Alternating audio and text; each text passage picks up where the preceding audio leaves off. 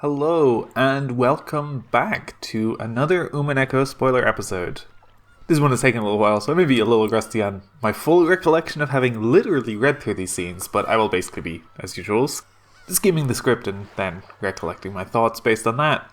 This is going to contain full spoilers for the entirety of all of Umineko, so do not continue to watch if you've not seen it.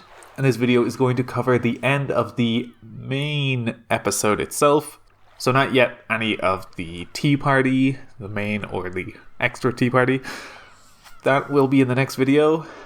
Which also means that my Howdunnit stuff is going to get a little funny. I will put forward my explanation of what has happened in this video. Even though technically the section being covered will be next time. Mostly so that people can comment, and then I will be going back through comments people have already posted about the Whodunit, Howdunnit, etc. All that will be at the end. First, let's go through these sections as Ange reaches Rokkenjima and faces off against her aunt.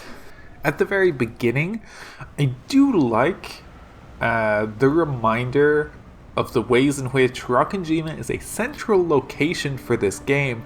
But we very rarely get to see Rokkenjima that is not on the game board. This is the first time Ange is actually going to Rokkenjima. She has been on the meta level and observing games on the game board that take place in Rokkenjima, but she herself has only for the first time here gone back to Rokkenjima since presumably the family conference from before the year she was not able to go. It's even not entirely clear how often Ange goes to the family conference because they make allusions to her often being sick, and she is so young at the time of the family conference that she misses that it wouldn't be unreasonable to think that she would have maybe had 5 opportunities to go. And clearly an important part of Ange's story is her lack of actual memories. She is pulling memories from Maria's diary and other sources to try and fill in a history that she doesn't have access to. And that's a large part of Ange's story, is that she has few memories and she has rare ones that she holds on to.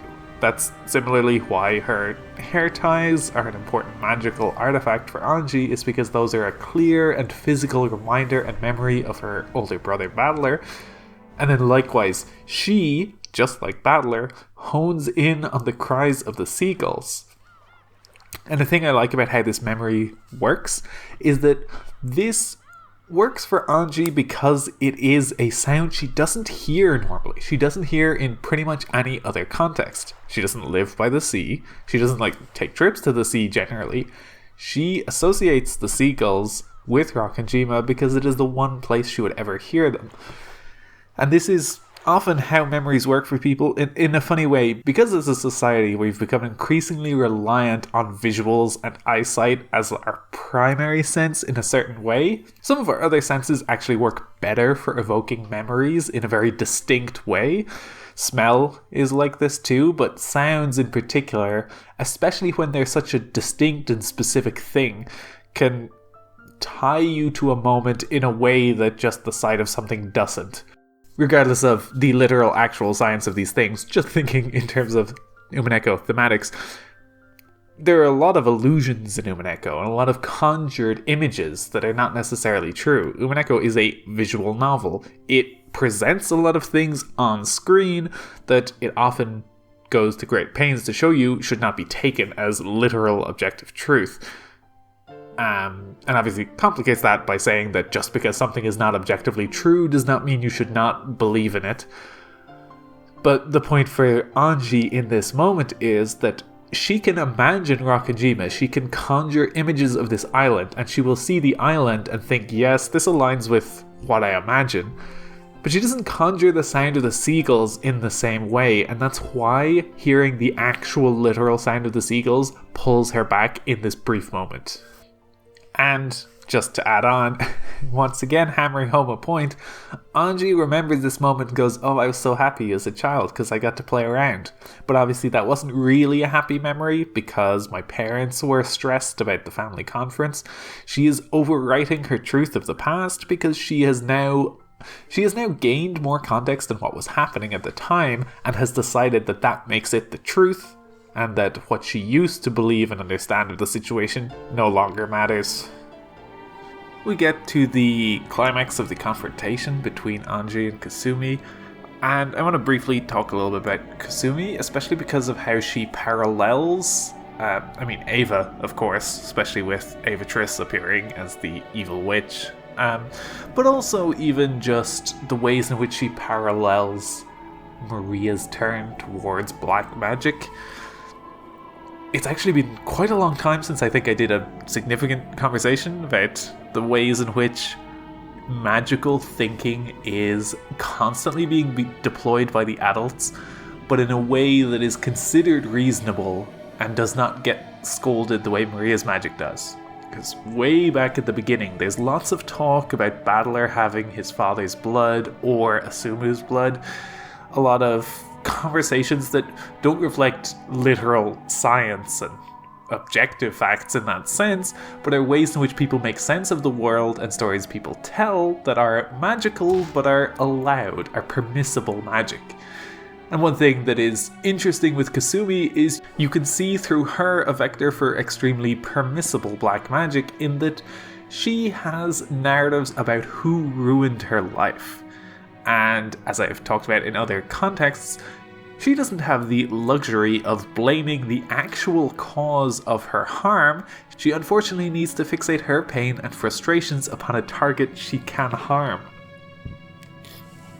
At one point, that was her sister, even if her attempts to harm her sister were quite ineffectual. But once Kyrie has gone, she needs a new target, and of course she transfers onto Ange. And this is all fueled by magical thinking because she will repeatedly refer to the ways in which Ange is just like Kyrie, even though I actually find them to be quite different. Ange did not get to escape from the responsibility of her family the way Kyrie did. Ange is burdened with it, and frankly, Asumu is jealous of the burden Ange has because to Asumu, she wants to take the money because she thinks that will be liberating, even though it is actually quite burdensome to Ange. By contrast, Kyrie did kind of escape from her familial obligation. She just went and found the man she loved and got to manipulate her way into that situation, and she played the game well enough to allow that to happen because it would give the family money in a way that would placate in a way that would mean they're happy with the trade, even though theoretically she should have been the head of the family. But also in terms of personality, like shrewdness, analytical ability to manipulate, I just don't actually see that much of Kyrie in Ange. Ange is quite a different person. That is obviously informed a lot by experiences she has had for years without her original mother, but it underscores the ways in which that Kasumi, who also doesn't particularly know Ange, just decides to underscore the comparisons that you could make as truth, as proof of the ways in which Ange is basically Kyrie, and therefore is her new target, and is a much more accessible target than her mother, and frankly could be killed in a way that I think if you cornered Kyrie on an island with 6 bodyguards, she'd probably have a plan to kill those 6 bodyguards. It obviously ends up working for Ange, but not because of her shrewd planning. I enjoy Ange's epiphany, where she learns about the cycles of abuse that lead to pain being shoved from one person to another generationally, and the ways in which Maria could in theory escape from that cycle. At least for a time, she was able to accept the burden without being crushed by it, in a way that to differing extents you could see the other kids doing, Battler, Jessica, George. Some of them still have baggage, some of them still have expectations that seem like they might crush them into people that would perpetuate this pain.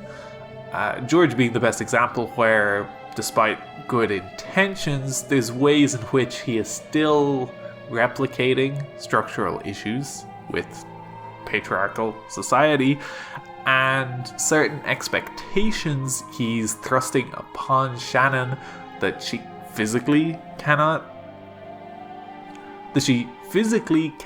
match, because she could not physically give birth to a child, even though they could still fulfill the idea of having a family. But George's normative notions of having a biological family don't match with the idea of saying, what if we adopt someone? Even though perhaps George would be happy with that, because he has an existing mindset of his family, an idea of blood, familial relations, etc. There's a way in which there is a possibility that it could go badly in that way. And perhaps George can learn and improve and avoid falling into that trap further, but it is somewhat ambiguous. And likewise, Battler has caused much hurt with his sin. Jessica causes hurt to Canon, in which she tries to push certain things, and in some ways, it's more debatable with Jessica whether or not her pushing on Canon is maybe the kind of push he needs, even if he doesn't want it. But then, of course, when you get to Maria, she is the most straightforwardly good up until she gets pushed to a breaking point. Ange talks about how wonderful Maria's magic is, and part of how wonderful it is that it's very fragile. It's very easy to break, as did happen to Maria. And part of what Ange's realizing is the miracle is the idea of being able to keep that alive despite hardship, which she knows from personal experience she failed to do. She didn't quite have the hardship where she would need to keep this flame alive when she was a child and Maria was trying to teach her, but then when Maria's gone, she learns about it, she lights the fire, and it gets extinguished, but this scene is basically her triumph of relighting that fire and having a more mature understanding of it and why she needs to keep it alive. I've already referenced the ways in which Maria going ooh ooh is actually an incantation to make her mother love her, to bring back the mother that loves her. What I had forgotten was the story of how it happened, the way it was her singing and forgetting words and just saying ooh ooh and her mother being delighted by it. Two parts stick out to me. One of them is, this is literally a situation where Maria doesn't know the words, which is a situation she is often in. She is expected to behave in very specific, socially acceptable ways, and she often struggles with that. She often is not able to do stiff, polite forms of address or how to greet people properly. These are all things she finds difficult. So this was a moment in which Maria used filler words because she had lost the plot on what she should, quote-unquote, be singing, what the actual lyrics were. She's often in this situation, and I think it's notable that this is a situation with her mother there where she, quote-unquote, failed to say the right script, and her mother was delighted by her ad-libbing of just going ooh ooh.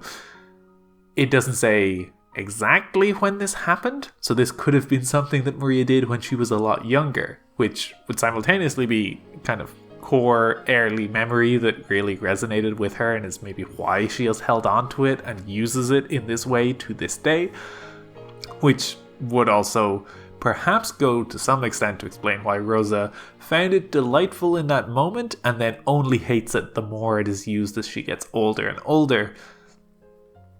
However, even if it was more recent, it would make sense that Rosa might find it delightful in one social context and then find it frustrating in others when Maria is meant to be a presentable, older and more mature child. The other angle of it that I find interesting here is that this incantation functions as a magical item. Just like Ange's hair clips, it is a core, specific memory. It ties Maria to a moment where she knows her mother loved her. She knows they could have a good time. No matter what happens around that, before or after it. Maybe she also got scolded on that picnic. But in that moment, she had a nice time with her mother, and she remembers that something she did delighted her mother. It was just a good memory, untainted by any of Rose's abuse or mood swings. And so she holds on to it in a way that is not a physical, tangible object, but is a memory she does not lose, in a way that Ange has very loose memories because of how young she was, that she needs physical reminders. Similar to the seagulls of earlier, it is a sound that reminds and ties Maria back to this very central memory. And of course, it is no surprise that it means nothing to Kasumi and is utterly laughable, because it is a sound that has meaning because of that memory. Ange understands the meaning because Maria wrote it down and communicated that memory and passed it on to Ange, but without that context and knowledge, even if Kasumi wasn't being a heartless, cold woman in this scene, she would not have the context to appreciate it without being actually told the story. And as Ange completes her confrontation with everyone on Rokkenjima, we get a part where her timelininess gets a little confusing and the different fractured natures of her personhood slightly come home to roost, but I think we will have to revisit this in the future as we get to feathering and stuff. But the implication of this seems to be that at least in one sense, the version of Ange that went on this full trip to Rokkenjima cycles back to being the piece. That at least in this episode, the journey we saw her on is an exploration that she, as a meta piece, went on to cycle back and have a better understanding of magic and a better understanding of Beatrice in order to assist Battler in this moment. This does align with the ways in which episode 8 Ange kind of needs to learn this lesson over again, but in a much more fraught way, where Bernkastel is, in that episode, almost trying to undermine her emotional maturing, which I guess does fit with the fact that in this section, Bernkastel says, I didn't teach you anything. If you figured stuff out, that was on you. I just wanted you to learn magic stuff so you could fight Beatrice. The specifics of what that would be, that was up to you. The ways in which the timeline wraps back on itself, in that Ange was in 1998 and has now looped back to be on one of the Rokkenjima loops and helping to shepherd this fourth game to its conclusion, is kind of curious, because at times it's unclear to me whether I should also imagine this being a split where there is an Ange that continues to live there, or is it also possible that this might be an Ange who then got shot by Amakusa, because he clearly sniped all the Sisters of Purgatory. That's not even difficult to catch. He potentially could have also killed Ange, if that might be ultimately better for the Ashuramiya group, if that's what his employer wanted. So there is a almost Schrödinger situation here too, of Ange may not have survived beyond that, even aside from the fact that one of the Ange personalities now branches off to return to the game board. Then we go to Maria and Beatrice in the Golden Land, in a complete world where two of them reside with only each other. They have closed out all else. And this is an interesting culmination of an idea that has been repeatedly referred to, I believe predominantly by Beatrice or by people Beatrice has planted the idea in, that two people is enough for a universe. One person alone is not able to make a complete universe, but with two, it is sufficient. And in the past, it has often felt like a way in which Beatrice needs someone to validate her, or Shannon or Canon needs someone to validate them, to not feel like they are an incomplete person in an incomplete universe.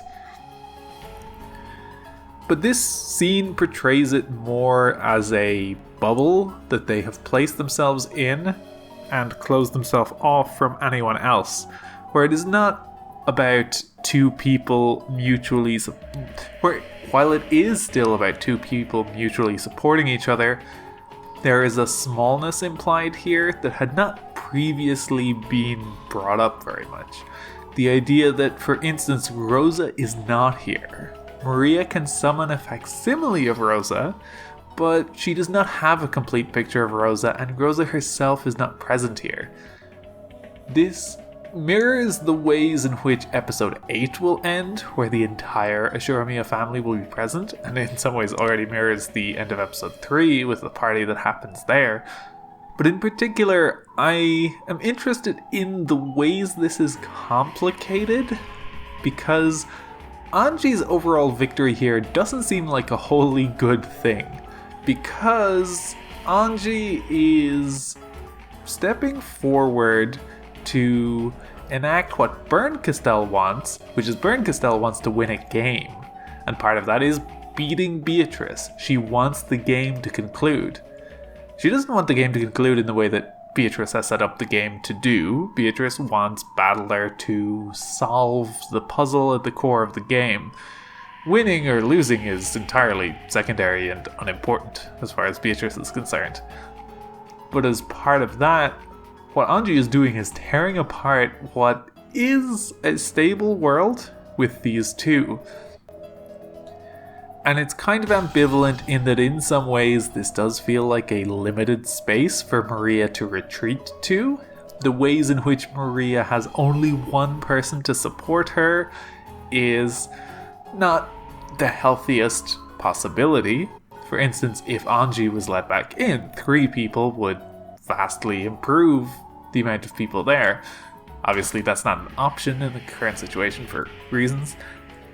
But even more, if more people could be let in, that just vastly improves the world, that vastly improves the universe.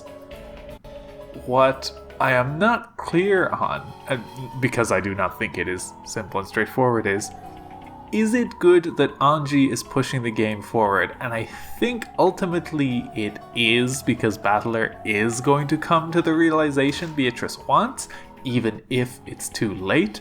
Ultimately, Beatrice is going to get hurt trying to open up her universe, but will get the acceptance she wants from more people. It is just going to be painful in the interim. But part of what I think is interesting about this is that Ange has to tell a magical lie to split this universe.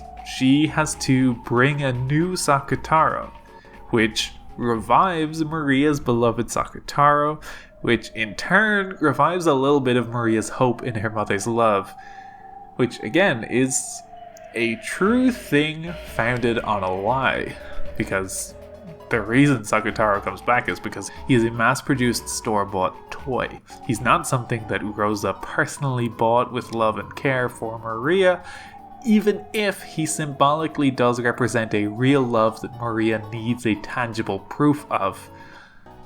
What's interesting is that this is in some ways quite roundabout, because the thing that makes Maria believe is that Ange does magic, and that undermines the kind of world that it undermines the world as Beatrice has projected it to Maria. It doesn't technically directly prove anything about Rosa or her love of Maria, but it brings back the love that Maria had wanted. It sort of, in a sense, undermines... In a sense, what it's doing is undermining Beatrice's claim that Maria is best off just being closed off, because Beatrice up until now is portrayed often as quite a powerful, worldly and knowing witch who is endless and has all this experience. This is a moment where she is being proven wrong straight up, and Beatrice can't argue against it, because if she tried to, she would be destroying Maria's happiness, which she is absolutely not going to do. So in a sense, what's almost happening here is that Ange is demonstrating to Maria that Beatrice does not know the ultimate truth of things, and that in fact there is more to the world than Beatrice is willing to teach her. And that's because Beatrice herself is depressed and feels like she would rather retreat into this bubble, and she needs company, because even if she's going to claim that you can make a universe with just 2 people, it's not enough to make a universe by herself. That is something she has much experience attempting, and knows that it is insufficient. And we come to the final scene of the main episode, where Ange now proceeds to help Battler with his identity crisis.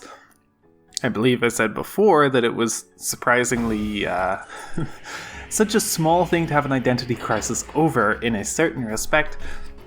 This parallels with Toya Hachijo's identity crisis that gets discussed in episode 8, because of the ways in which Toya has a...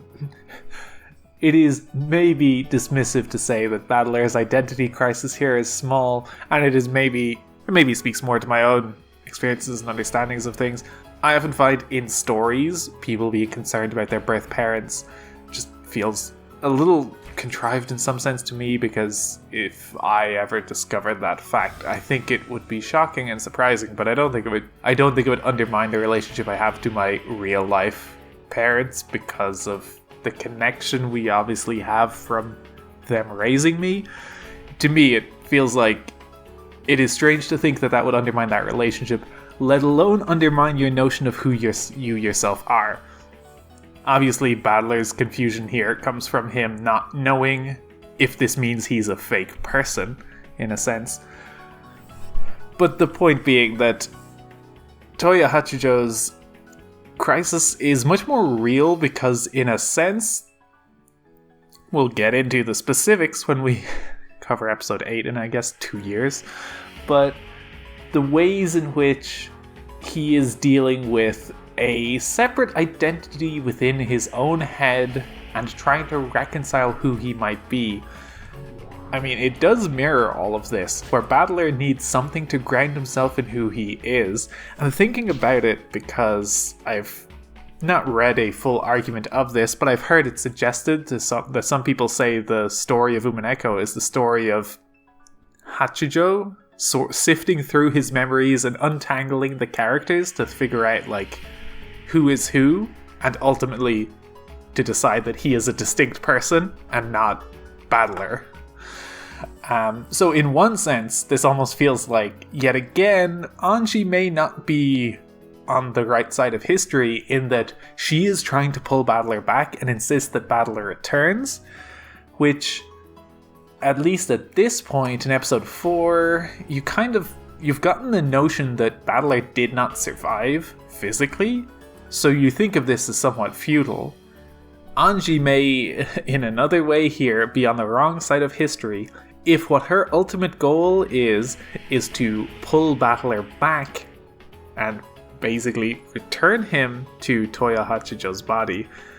When my reading on the ending scene, at least when I played it originally, is that Toya is a distinct person who has emerged from Battler's body, finds the memories of Battler traumatic, both in the sense of it was a difficult situation that happened in Rokkenjima, but also in the sense that Toya is not Battler. They are distinct people, and the idea of Battler's memories becoming Toya's it's like a person taking over you. And so, if Ange were to get her way, and were to actually be able to pull Battler out, I think that's kind of villainy. And I don't think Ange understand. There's no way for Ange to understand that. She obviously has no clue about Toya Hachijo at this point, and that's all stuff that's going to come later. But just the subtext. But what's happening behind the scenes of what is being presented on screen, despite being demonstrated as a triumphant way in which Battler will continue to fight Beatrice and has regained his soul and regained his nerve to fight, I think there's actually a tragedy happening here.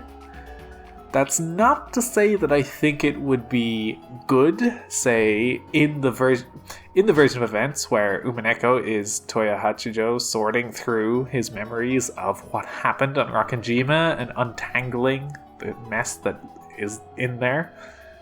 I think it is probably better that he gets to a conclusion of understanding who Beatrice is, having a realization.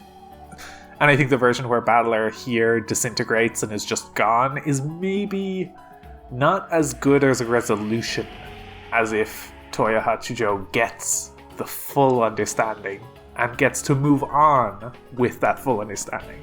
Because again, I'm going off of my memories of episode 8, but Toya Hachijo talks about the split in memories being an issue, but coming to a resolution eventually. But that's all to be discussed in episode 8. For the moment, in this moment, I enjoy the subtext where Ange is pushing Battler in a way that is not straightforwardly just the correct and moral good direction to be going in. And one more episode 4, episode 8 parallel. In this, the ultimate end Ange comes to is realizing that she is a piece. She sacrifices herself for the sake of victory, and that is all that matters to her in this moment, which feels resonant with the death drive, suicidal Ange we have seen otherwise. Whereas, by contrast, when Battler is controlling a game in episode 8, he is insisting to her, you have to live. You have to go on. And we know that in the full future he succeeds because she goes on to live a long life. But it feels like a pointed contrast that in here she is simply saying, my life is meaningless. Her being of the Ashurami as one of 2 who is actually alive post Rokkenjima incident, she's still throwing away her life as meaningless because she misses her family that much. And one final note here is we get a rare chance of getting Beatrice's inner thoughts in this moment as she comments on Battler's unwavering resolve and certain willpower. She comes to the conclusion that much like when she was a human without the powers of a witch, she is trapped. People with more power than her are in control, regardless of the fact that she theoretically has access to endless reserves of power in the form of magic or gold. She doesn't have complete agency. She doesn't see a future where she can win. In some ways, she is looped back around to the position she was in before she became Beatrice, the Golden Witch. And so, this is familiar ground.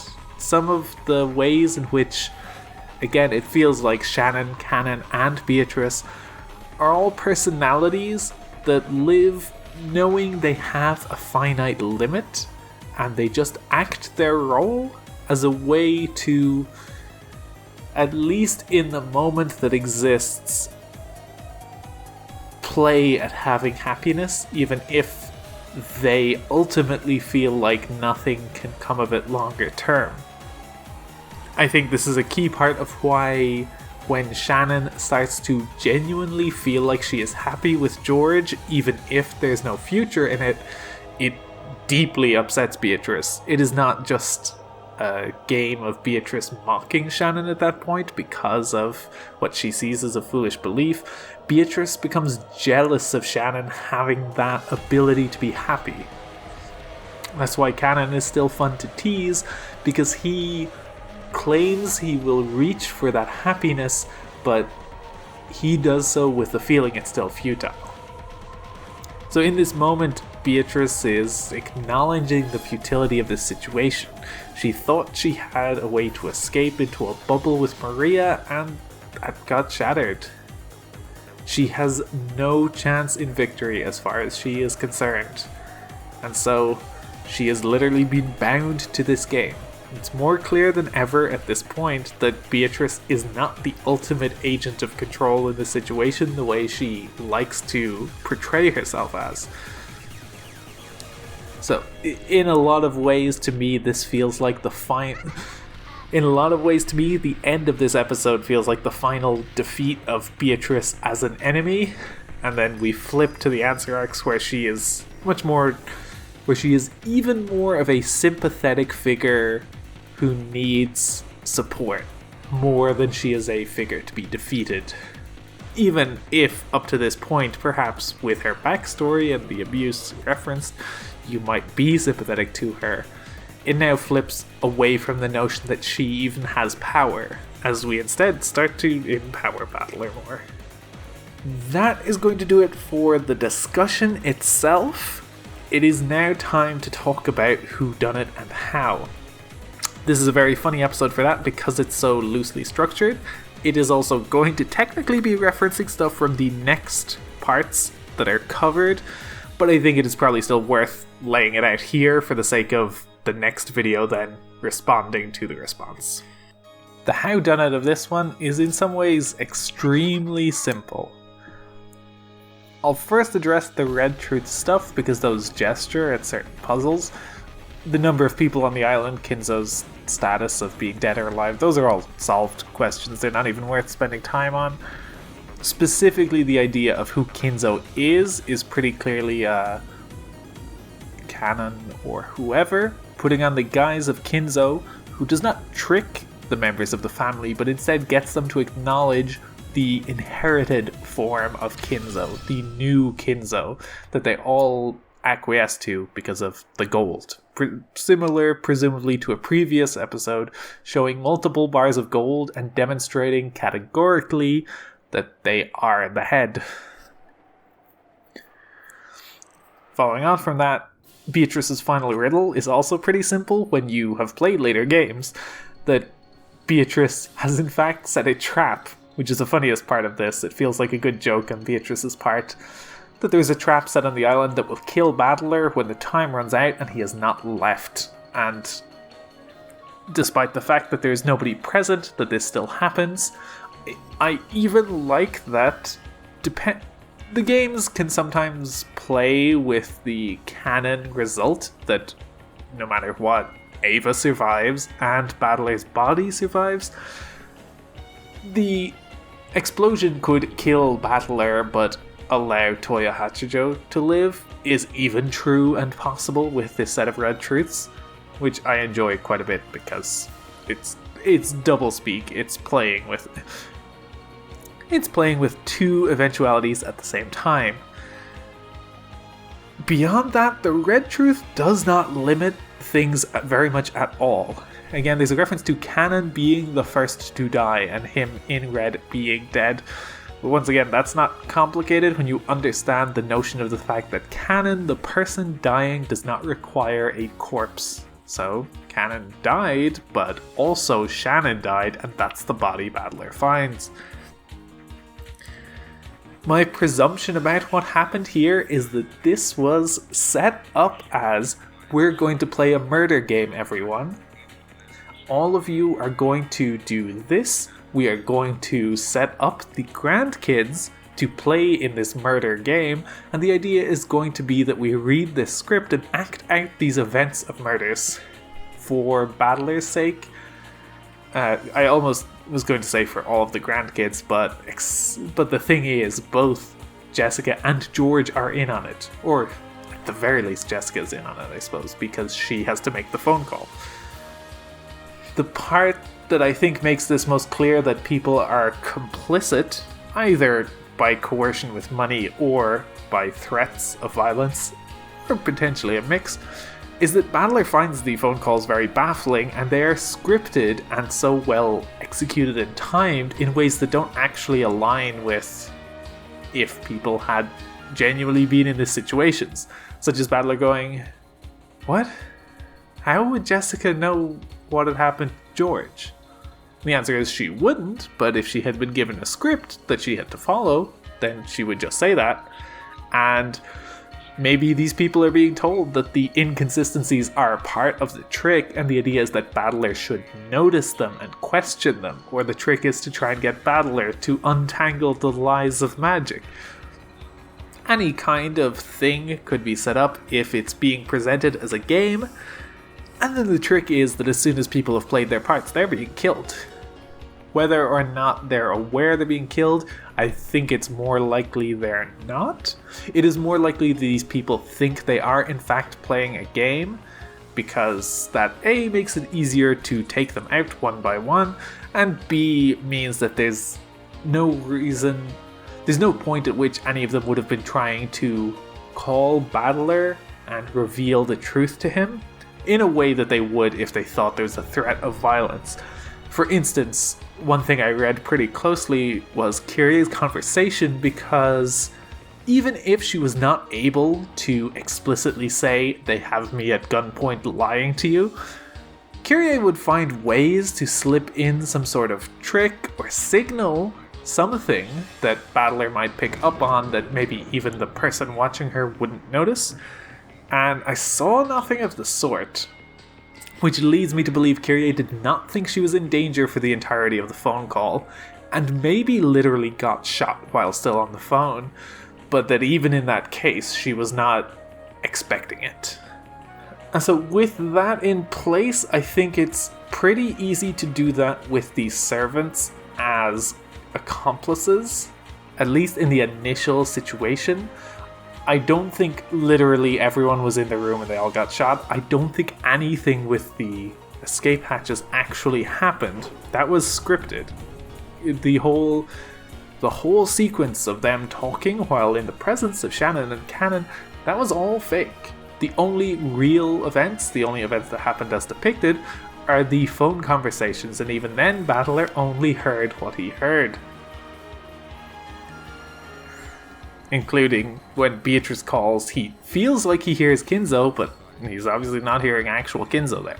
And I think that's meant to be a clue to understanding, because in this episode it's pretty clear Kinzo is not alive. You should then be you should then reverse that to the previous phone conversations and go, oh, I guess there's nothing to say those people were there either. They may have been in actual Kuidorian, that's possible. I don't think that the well actually leads there, though, because I do believe the entrance is a specific secret passage that's way more complicated than a well with a grate over it that would be a pretty easy and obvious place to check, especially for Kraus. He would probably have gone down there if it actually led anywhere. Especially if there was a ladder inside it, like it would be such an obvious spot. I may be proven wrong in the future, because maybe it's a very inconspicuous spot that you would easily miss otherwise, without a trail of dead bodies leading to it, perhaps. But yes, all told, I honestly don't think there's a lot complicated going on here, and I've said that before, so I'm looking forward to having that torn down and having it proven that there's actually way more happening. That is to say, I'm sure the logistics of killing all these people after tricking them is complex. I just don't think there was a clockwork scheme behind it so much as it was maneuvering people as pieces to do as needed and then taking them out as soon as they weren't needed anymore. That will close the book on the second last spoiler video for this episode. If you have thoughts, especially on my Howdunnit section, please leave in the comments below. I enjoy reading all of those, and it has been a while, but I'm going to swing back into things, finish out this episode, and then start posting the new one in January as we go through the answer arcs now. But that is all for this video. Thank you for watching, and see you next time.